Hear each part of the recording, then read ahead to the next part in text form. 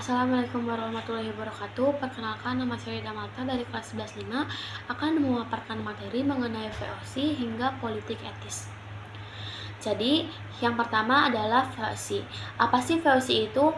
VOC atau Verenigde Oost-Indisch Compagnie yaitu sebuah kongsi dagang yang dibentuk pada 20 Maret 1602. Pendirian VOC pada tahun 1602 merupakan respons terhadap situasi ekonomi dan geopolitik yang ada pada saat itu. Pada abad ke-17, Belanda merupakan salah satu negara yang berperang untuk kemerdekaan dan kemandirian politik serta ekonomi dari Spanyol yang kuasa. Perang 80 tahun pada 1568 sampai 1648 antara Belanda dan Spanyol telah menciptakan kekacauan di wilayah ini. Pada saat yang sama, Belanda juga terlibat dalam perdagangan internasional yang semakin berkembang, terutama perdagangan rempah-rempah yang sangat berharga. VOC dikelola oleh 17 pengurus pusat atau Heren 17. Tujuan utama berdirinya VOC adalah untuk menguasai perdagangan rempah-rempah. Karena seperti yang kita tahu bahwa negeri kita kaya akan sumber daya alam yang melimpah. Hal itu juga mengundang bangsa asing untuk datang ke Indonesia. VOC juga memiliki hak istimewa yang disebut hak oktroy. Isi dari hak oktroy adalah hak untuk monopoli perdagangan, hak untuk menciptakan mata uang sendiri, hak untuk mengadakan perjanjian dengan raja-raja lokal, hak mendirikan dan memelihara angkatan perang, serta hak untuk memerintah daerah yang diduduki. Meskipun VOC mengalami krisis besar dalam perdagangan dan eksplorasi, perusahaan ini akhirnya mengalami kemunduran. Pada pertengahan abad ke-18, VOC menghadapi masalah keuangan serius akibat terlibat dalam perang dan persaingan sengit dengan perusahaan dagang lainnya. Pada tahun 1799, VOC resmi dinyatakan bangkrut dan kekayaannya diambil alih oleh pemerintah Belanda. Lalu pada 31 Desember 1799, pemerintah Belanda resmi membubarkan VOC. Yang kedua, ada kekuasaan Republik Batak di Indonesia. Meskipun pemerintah Belanda resmi membubarkan VOC pada 31 Desember 1799, hal itu tidak menghentikan praktik imperialisme dan kolonialisme. Tahun 1795, pasukan Prancis menyerbu Belanda yang disebut kaum patriot. Prancis berhasil menguasai Belanda dan dibentuknya pemerintahan baru, yaitu Republik Batav, yang dipimpin oleh Louis Napoleon. Raja William V yang lari ke Inggris, tepatnya di kota Kew, mengeluarkan perintah melalui surat, yaitu Surat Kew, yang berisi perintah kepada Belanda agar menyerahkan wilayahnya ke Inggris. Pemerintah Inggris langsung menuju ke Nusantara dan menguasai Padang, Ambon, Aceh, dan Batavia. Republik Batak di bawah pimpinan Louis Napoleon tidak tinggal diam dan langsung menunjuk seseorang dari kaum patriot untuk memimpin pemerintah Belanda di Indonesia, yaitu Daendels. Tugas utama Daendels adalah 1. Mempertahankan Jawa dari Inggris, 2. Menghapus feodalisme, 3. Menjadikan masyarakat Indonesia lebih dinamis dan produktif, 4. Mengeluarkan kebijakan dalam bidang pertahanan, keamanan politik, dan pemerintahan, peradilan, serta sosial ekonomi.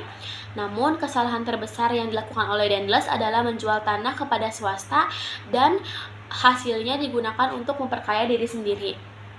Karena hal itu, ia dipecat dan diturunkan jabatannya. Kemudian, Louis Napoleon menunjuk Jansen untuk menggantikan Daendels. Awalnya, ia menjabat sebagai Gubernur Jenderal Afrika tahun 1806 dan terusir karena wilayahnya dikuasai oleh Inggris. Pada tahun 1811, ia ditugaskan ke Indonesia untuk terus mempertahankan Jawa dari Inggris dan memperbaiki keadaan wilayah yang ditinggalkan di Daendels. Tetapi kinerjanya tidak sesuai harapan. Akibatnya, serangan Inggris di Batavia pada 4 Agustus 1811 tidak dapat ditahan. Lalu pada tanggal 26 Agustus 1811, Batavia berhasil dikuasai oleh Inggris. Pasukan Jansen mundur sampai ke Semarang dan meminta bantuan ke Legiun Mangkunegara untuk memukul mundur Inggris. Namun, pasukan Inggris lebih kuat dan berhasil mengalahkan pasukan Jensen di Tuntang Salatiga. Pada tanggal 18 September 1811, Belanda dipaksa menandatangani Perjanjian Tuntang. Melalui Perjanjian Tuntang, Belanda mengakui kekalahannya kepada Inggris. Perjanjian tersebut berisi: 1. Pulau Jawa diserahkan ke Inggris. 2. Semua tentara Belanda menjadi tawanan Inggris. 3. Orang-orang Belanda dapat dipekerjakan dalam pemerintahan Inggris. Sudah. Selanjutnya, yang ketiga adalah kekuasaan Inggris di Indonesia. Perkembangan kolonialisme Inggris di Indonesia pada 1811 sampai 1816. Pada tanggal 18 September 1811, oleh Gubernur Jenderal Lord Minto secara resmi mengangkat Thomas Stamford Raffles sebagai penguasa Inggris di Indonesia dengan pusat kekuasaan yang terletak di Batavia. Raffles memiliki 3 prinsip, yaitu: 1. Segala bentuk kerja dan penyerahan wajib dihapuskan. 2. Peranan bupati sebagai pemungut pajak dihapus. 3. Tanah adalah milik pemerintah. Dia juga membuat kebijakan politik dan pemerintah serta sosial dan ekonomi. Menurut Raffles, pemerintah merupakan satu-satunya pemilik tanah yang sah. Oleh karena itu, ia membuat sistem sewa tanah atau land rent yang isinya adalah: 1. Petani harus menyewa tanah meskipun ia pemilik tanah tersebut. 2. Harga sewa tanah bergantung pada kondisi tanah. 3. Pembayaran sewa tanah dilakukan dengan uang tanah. Tetapi usahanya itu memiliki banyak kendala. Meskipun tak berhasil dalam usahanya, Raffles terdapat hal positif dari pemerintahan Raffles, yaitu buku sejarah Jawa, History of Jawa, mengangkat kembali Sun Sepuh sebagai Sultan Yogyakarta, Kebun Raya Bogor, ditemukannya bunga Rafflesia Arnoldi, dibentuknya perkumpulan-perkumpulan budaya dan ilmu pengetahuan atau Batavia Sena. Pemerintahan Inggris di Indonesia tidak bertahan lama karena pada pemerintahan Raffles kurang memuaskan dalam memberikan keuntungan bagi pemerintahan Inggris. Pada tahun 1815, Raffles digantikan oleh John Vendale, namun tak lama setelah pergantian kepemimpinan, Pulau Jawa harus diserahkan kembali kepada Belanda pada tahun 1816. Yang keempat adalah tanam paksa, kekuasaan Belanda di Indonesia. Sejak masa awal kekuasaannya, kondisi perekonomian Belanda maupun tanah jajahannya sedang dalam masa krisis karena mereka banyak mengeluarkan dana untuk membiayai perang. Pemerintah Belanda terus mencari cara untuk memperbaiki krisis ekonomi yang mereka alami. Lalu, pada tahun 1829, seorang tokoh bernama Johannes van den Bosch mengajukan usulan kepada Raja Belanda mengenai sistem politik dan ekonomi. Menurut van den Bosch, untuk memperbaiki perekonomian Belanda di tanah jajahan harus dilakukan penanaman tanaman yang laku di pasaran dunia. Van den Bosch berprinsip bahwa tanah jajahan adalah sapi perah yang harus dieksploitasi semaksimal mungkin untuk keuntungan penjajah. Sistem penanaman menurut Van den Bosch diberlakukan dengan memanfaatkan kaum pribumi dengan cara kerja rodi. Kaum pribumi wajib ikut kerja. Konsep Van den Bosch inilah yang kemudian dikenal dengan istilah Kalterstelsel, yang artinya tanam paksa. Usulan mengenai sistem tanam paksa ini disetujui oleh Raja Belanda. Van den Bosch kemudian diangkat sebagai Gubernur Jenderal yang berkuasa di Indonesia, terutama di Pulau Jawa. Secara umum, tanam paksa adalah sistem yang mewajibkan para petani pribumi untuk menanam tanaman yang dapat diekspor di pasar dunia, seperti kopi, tembakau, tebu, dan nila. Secara rinci, beberapa ketentuan tanam paksa diatur dalam Lembaran Negara atau Stadtplan tahun 1834 nomor 22. Lembaran negara tersebut berisi: petani pribumi harus menyediakan 1/5 dari tanahnya untuk pelaksanaan tanam paksa. Tanah petani yang dipakai untuk tanam paksa bebas dari pajak. Hasil panen wajib diserahkan kepada pemerintah Hindia Belanda. Penduduk pribumi yang bekerja di lahan tanam paksa diawasi oleh penguasa pribumi. Sedangkan penduduk yang bukan petani wajib bekerja di pabrik-pabrik atau perkebunan milik pemerintah. Dalam pelaksanaan sistem tanam paksa, peran penguasa pribumi sangat penting sebagai penggerak petani dan penghubung dengan pemerintah Belanda. Para penguasa pribumi diberi bonus atau disebut dengan Kulturprocensen oleh pemerintah Belanda. Semakin besar setoran hasil pertanian yang diberikan oleh pemerintah Belanda, semakin besar pula Kulturprocenten yang dapat penguasa pribumi. Oleh karena itu, demi mendapat Kulturprocenten yang besar, para penguasa pribumi memaksa para petani untuk menanam sebanyak-banyaknya. Adanya Kulturprocenten yang didapat oleh penguasa pribumi memicu banyak terjadinya penyelewengan dalam pelaksanaan sistem tanam paksa. Penyelewengan tersebut diantaranya tentang luas tanah.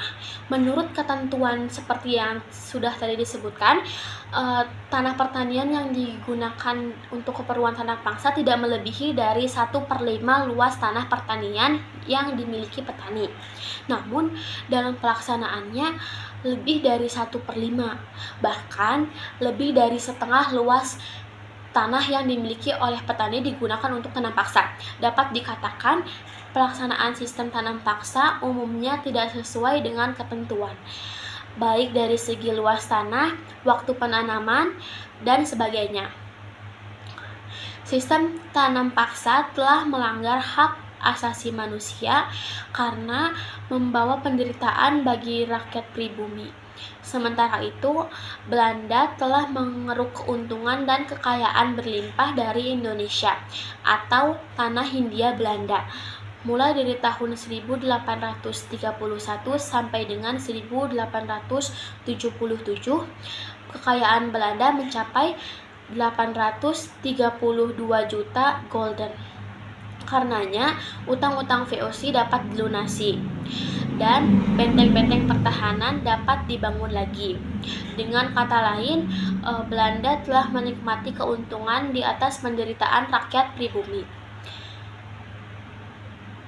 Yang sistem tanam paksa memang telah memperbaiki perekonomian Belanda, namun pelaksanaannya yang tidak manusiawi ini menimbulkan pro dan kontra di antara elit politik Belanda. Elit politik Belanda yang kontra terhadap sistem tanam paksa adalah kelompok liberal, sedangkan elit politik Belanda yang pro terhadap sistem tanam paksa adalah kelompok konservatif. Pada tahun 1860, terbit dua buah buku yang semakin mendorong pro dan kontra sistem tanam paksa. Kedua buku tersebut berjudul Schwijkercontracten atau Kontra-Kontra Mula karya Parson van der Boot dan buku berjudul Max Havelaar karya Edward Douwes-Dekker atau yang lebih dikenal dengan samarannya Multatuli. Kedua buku ini memberi kritik keras terhadap sistem tanam paksa sejak terbitnya dua buku ini secara berangsur sistem tanam paksa mulai dihapus dan digantikan dengan sistem ekonomi liberal, di mana kegiatan ekonomi di tanah jajahan diserahkan kepada pihak swasta, sehingga disebut juga sebagai sistem usaha swasta. Dalam pelaksanaannya, penerapan sistem usaha swasta ini tetap membawa penderitaan bagi rakyat Indonesia karena pelaksanaan kerja paksa masih terus dilakukan. Bahkan Belanda semakin gencar memaksa rakyat membangun jalan raya, jembatan, jalur kereta api, saluran irigasi, dan benteng-benteng untuk kepentingan roda perekonomian Belanda. Di samping harus melakukan kerja paksa, rakyat juga masih harus membayar pajak. Sedangkan hasil pertanian mereka menurun. Rakyat pribumi tetap hidup menderita. Yang kelima adalah pelaksanaan politik pintu terbuka.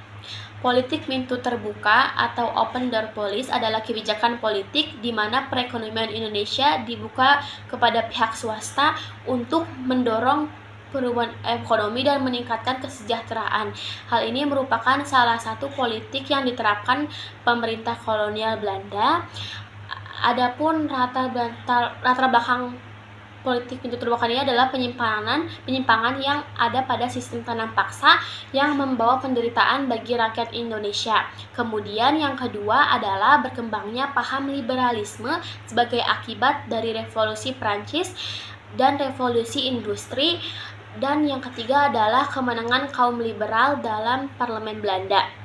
Keempat, pengusaha-pengusaha Belanda ingin menanamkan modalnya di Indonesia.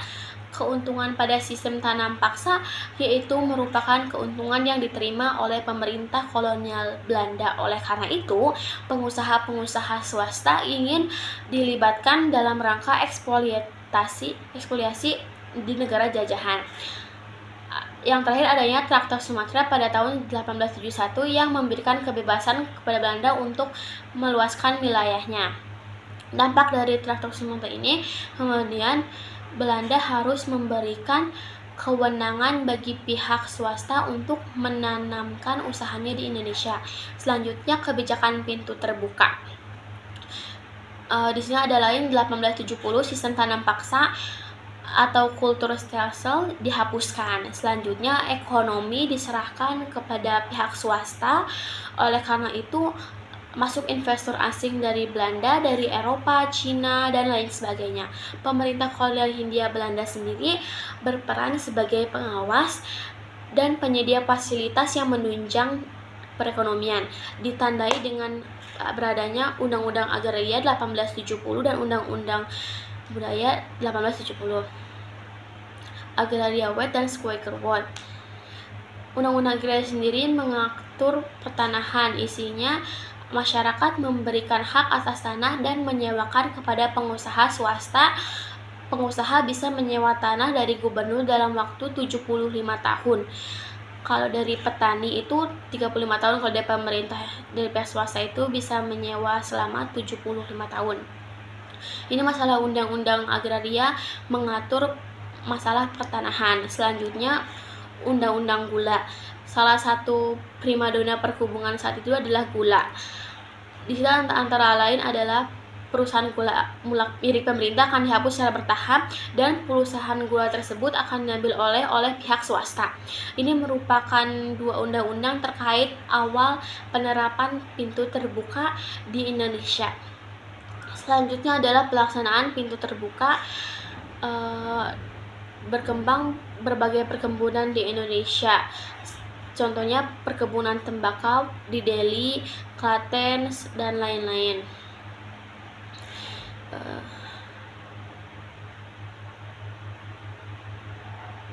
Kemudian ada perkebunan tebu di pantai pesisir pantai Jawa dan perkebunan Hindia di Jawa Barat, perkebunan karet di Palembang dan Sumatera Timur, perkebunan sawit di Sumatera Utara, perkebunan teh di Jawa Barat, dan lain-lain. Juga muncul usaha pertambangan di Indonesia, misalnya di Bangka.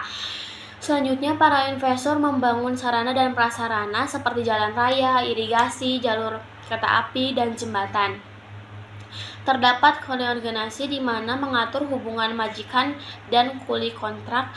Sebenarnya secara aturan mengatur bagaimana kita tidak boleh sewenang-wenang terhadap wali kontrak, tetapi pada prakteknya undang-undang ini lebih berpihak pada para majikan daripada para kuli.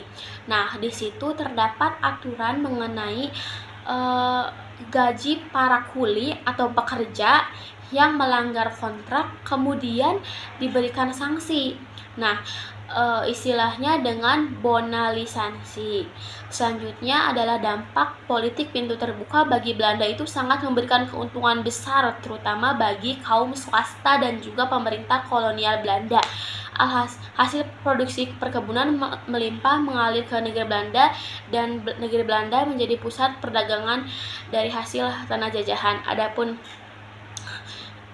manfaatnya, sistem tanah paksa di Indonesia dihapuskan dan masuknya modal bangsa asing, penduduk hidup dalam kemiskinan, menurunnya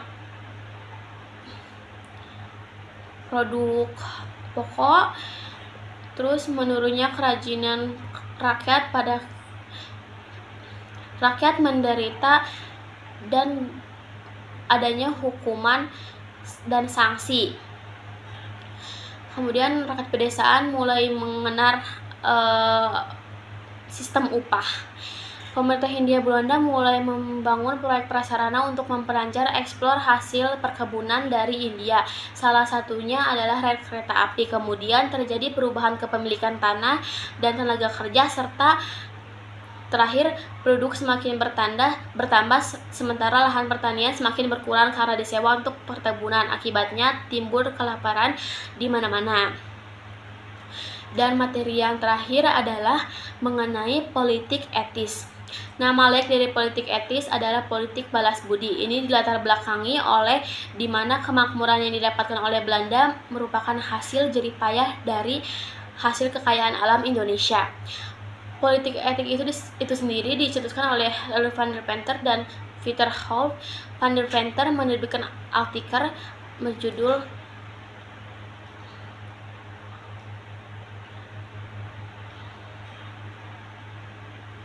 Van der Venter kemudian menuliskan program yang perlu dilaksanakan di Indonesia dalam rangka membalas budi bangsa Belanda. Caranya dengan meningkatkan kehidupan bangsa Indonesia. Pada tanggal 17 September 1901, Ratu Belanda yakni Ratu Wilhelmina kemudian menerapkannya yang namanya politik etis. Ini merupakan Van der Venter tokoh yang dianggap sebagai pencetus dari politik etis. Adapun program dari politik etis atau isi dari politik etis yakni yang pertama edukasi atau pendidikan. Ini pendidikan dibuka dengan model pendidikan barat. Diharapkan dari pendidikan ini muncul rasa kesetaraan dan emansipasi. Kemudian yang kedua adalah irigasi atau pengairan. Ini membangun saluran-saluran irigasi dan kemudian membangun sarana dan prasarana pertanian, juga subsidi untuk industri dan kerajinan bumi. Selanjutnya ada imigrasi, dan ini melakukan perpindahan penduduk keluar Jawa sampai di Suriname. Suriname itu adalah sebuah negara di benua Amerika Selatan. Nah, di Suriname sampai sekarang masih dijumpai orang-orang Jawa. Adapun tujuan imigrasi yaitu untuk memeratakan jumlah penduduk. Selanjutnya adalah penyimpangan politik etis. Yang pertama adalah bidang edukasi. Itu ternyata hanya untuk mendapatkan tenaga kerja terdidik yang obatnya rendah. Selain itu juga terdapat diskriminasi dalam pendidikan. Jadi pendidikan tidak bisa diakses oleh semua orang, hanya orang-orang tertentu yang bisa mendapatkan pendidikan. Kemudian irigasi itu hanya untuk mengairi perkebunan Belanda, sedangkan imigrasi bukan untuk memeratakan penduduk, akan tetapi untuk memenuhi ketenaga kerjaan perkebunan Belanda di luar Jawa. Yang paling dicermati dari politik etis adanya berdirinya sekolah-sekolah. Di sini pembangunan sekolah memunculkan kaum terpelajar atau kaum cendekiawan. Di situ ada sekolah angka 1, pelajaran membaca, menulis dan berhitung, diperuntukkan untuk pegawai negeri dan orang kaya. Kemudian ada sekolah angka 2 atau sekolah rakyat yang diperuntukkan bagi anak pribumi pada umumnya dalam pelajaran baca, menulis, dan berhitung. Kemudian muncul banyak sekolah dasar yaitu HIS. Sekolah yang kedua atau Ongklororo mempunyai nama pendidikan 5 tahun. Kemudian untuk jenjang SMP ada namanya Mulo, merupakan kelanjutan dari HIS.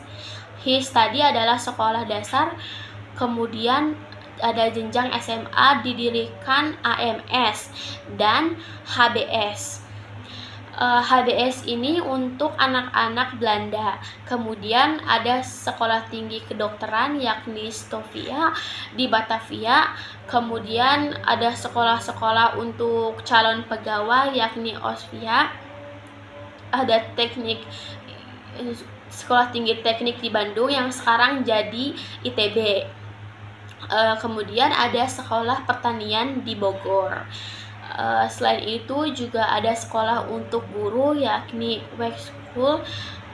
Dampak politik etis yang pertama adalah pembangunan sarana dan prasarana yang menunjang aktivitas pertanian. Misalnya saluran air dan juga waduk atau bendungan. Kemudian pembangunan sarana dan transportasi, misalnya jalan raya, rel kereta api, memunculkan kaum terpelajar cendekiawan yang mempelopori